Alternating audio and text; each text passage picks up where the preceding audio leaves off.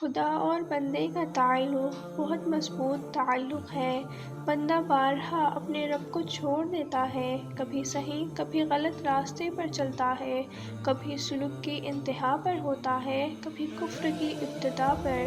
کبھی عبادت میں کثرت اور کبھی غفلت۔ بندے کا اپنے رب سے قربت کا رشتہ ٹوٹ سکتا ہے، مگر رب کا اپنے بندے سے یہ رشتہ قطع ہونا تو دور کی بات ہے، یہ تو ایک پل کے لیے اوجھل بھی نہیں ہوتا۔ وہ بہت جلد اپنے بندے کو اپنے پاس آنے، اپنے سامنے جھکنے پر آمادہ کر لیتا ہے، لیکن مجبور نہیں کرتا،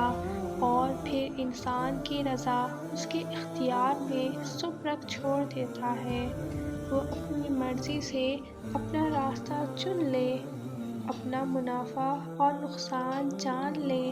عقل والوں کے لیے یہاں سے وہاں تک نشانیاں ہی نشانیاں رکھی ہوئی ہیں۔ جب قبولیت کا وقت آتا ہے اور بندے کی مرضی تمہارے حق میں ہوتی ہے، یا پھر جب نصیب میں لکھا تمہیں ملنا ہوتا ہے، تو خدا فرماتا ہے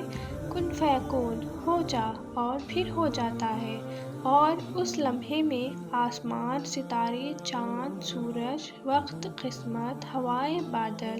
اور بارشیں، کشش، قدرت، کائنات کی سازشیں اور شدید دنیا کا ہر ایک ذرہ مل کر تمہیں تمہاری منزل تک کھینچ لاتے ہیں خدا کی مرضی کو پورا کرنے کے لیے، اور وہ ہو کر رہتا ہے جو منظور خدا ہوتا ہے۔